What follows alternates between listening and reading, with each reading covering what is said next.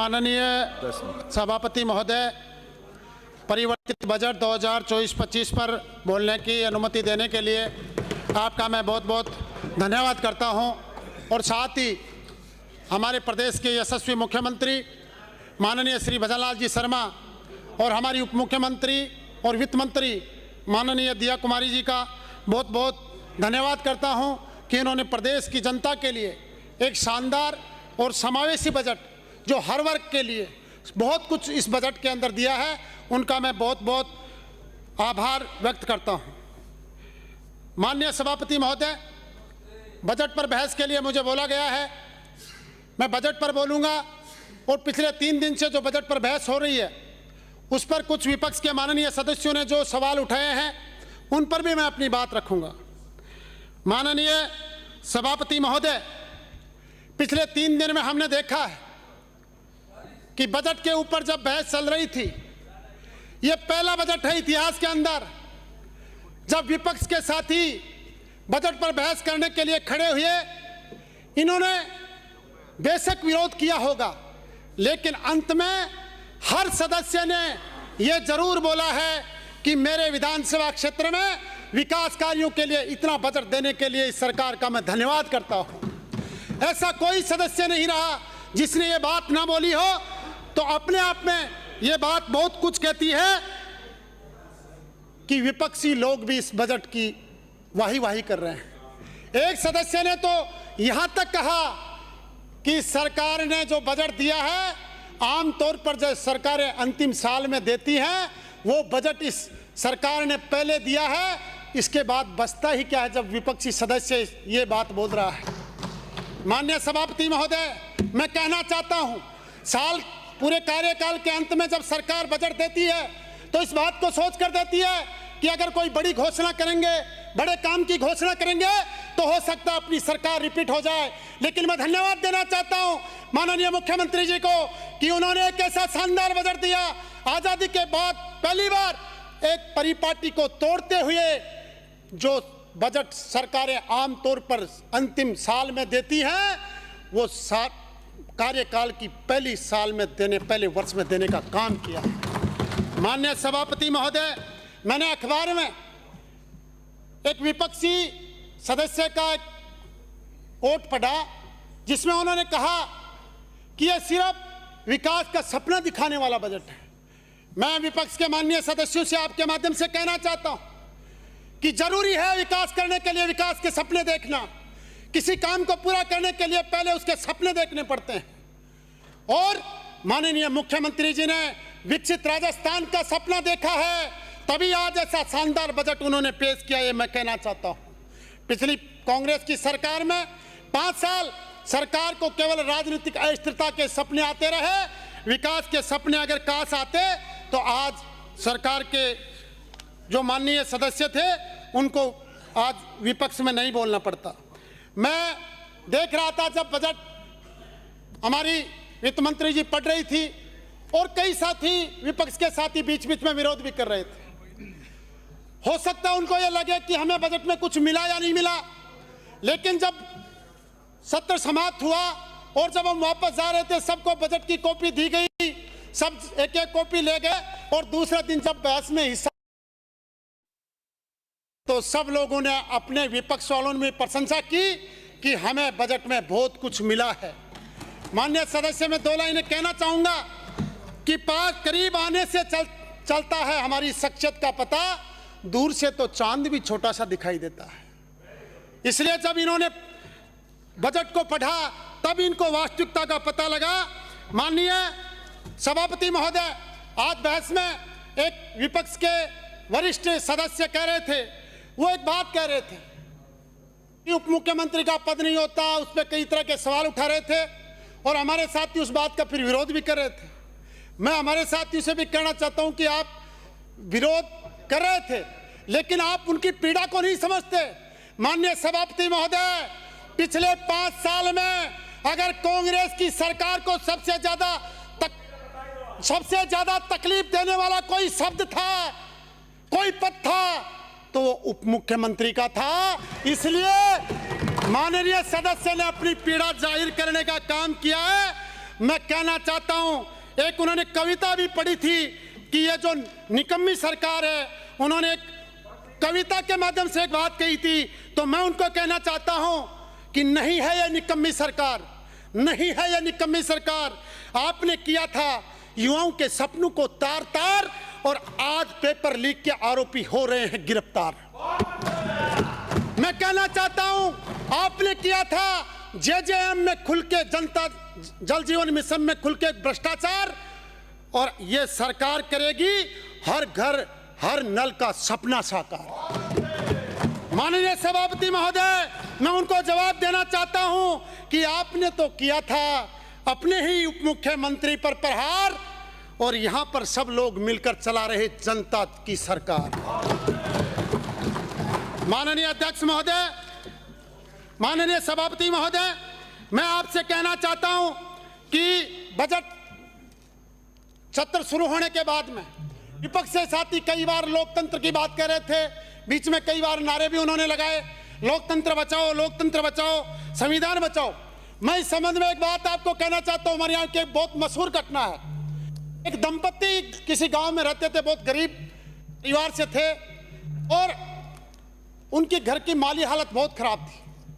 जो उनका आदमी था वो कोई काम धाम करता नहीं था, आलतू फालतू में पूरा दिन गुजारता था। उनकी घरवाली कई बार उनको कहती थी कि आप काम करो, काम करो। अब उन्होंने सोचा क्या करूं, इनसे पिंड कैसे छुड़ाऊं।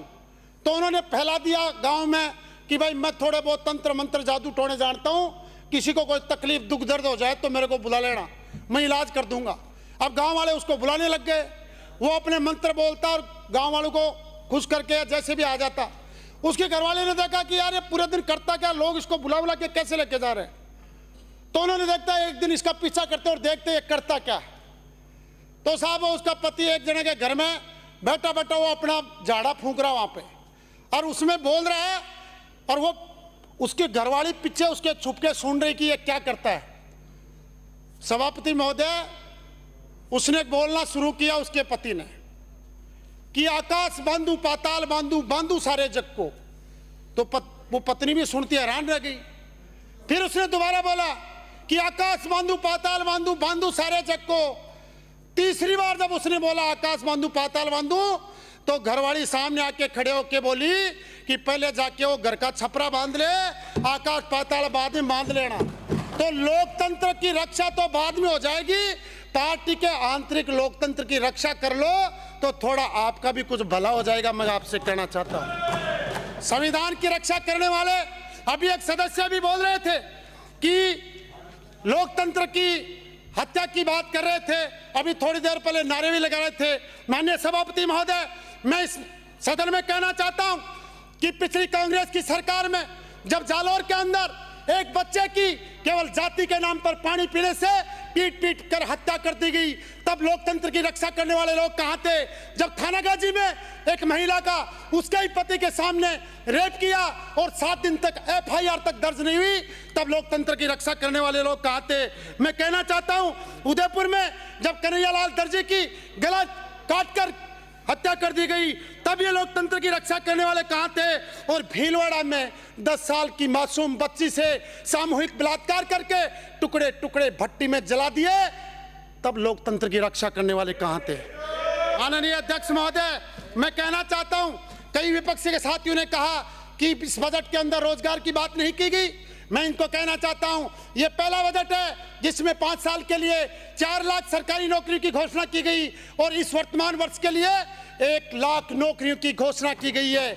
और मैं कहना चाहता हूं, जो भी नौकरियां होंगी वो भी कांग्रेस सरकार की तरह नहीं, बिल्कुल पारदर्शी तरीके के साथ में होंगी, वरना तो पिछली सरकार के अंदर 19 पेपर एक के बाद एक पेपर लीक होते गए और हमारे नौजवान हताशा में चले गए। मैं कहना चाहता हूं, भजनलाल सरकार के अंदर 100 से अधिक पेपर, मैं कहना चाहता हूं भजनलाल सरकार के अंदर 100 से अधिक पेपर लीक के आरोपियों की गिरफ्तार हो चुकी, और 10 जुलाई को एक तरफ यहां पे बजट पढ़ा जा रहा था, उसी समय कांग्रेस सरकार में मंत्री रहे उनके करीबी को पेपर लीक के अंदर गिरफ्तार किया जा रहा था।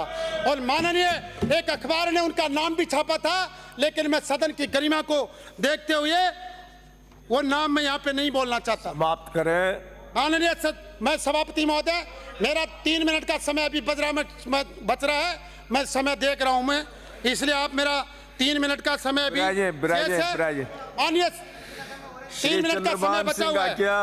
माननीय सभापति महोदय, मैं आपसे कहना चाहता हूं, जिस योजना के इस राजस्थान के अंदर सबसे बड़ी कोई समस्या है तो वो पेयजल की समस्या है। मैं आपसे कहना चाहता हूं माननीय सभापति महोदय कि पिछली जो जेजेएम मिशन था, जो पानी के लिए जो बहुत महत्वाकांक्षी योजना सरकार की थी, उस योजना को बर्बाद करने का काम कांग्रेस सरकार ने किया।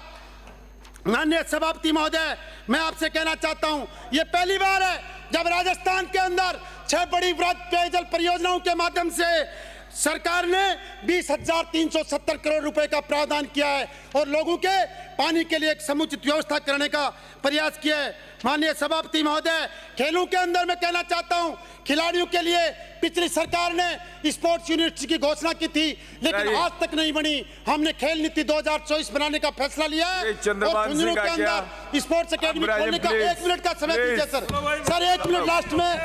मैं अंत में यही कहना चाहता हूं सभापति महोदय कि बहुत ही शानदार बजट दिया, और मैं देख रहा था जब बजट पढ़ रही थी हमारी वित्त मंत्री जी, तो विपक्ष के कुछ साथी तालियां तो बजाना चाहते थे, लेकिन यूं हाथों को पकड़ लिया कि अब तक करोड़ की घोषणा पे टेबल पे हाथ चला जाए। 100 करोड़ की घोषणा खाटू श्याम मंदिर के लिए हुई तो कई सदस्य तालियां तो थपथपाना चाहते थे मेज को, लेकिन विपक्ष में बैठे थे इसलिए नहीं था।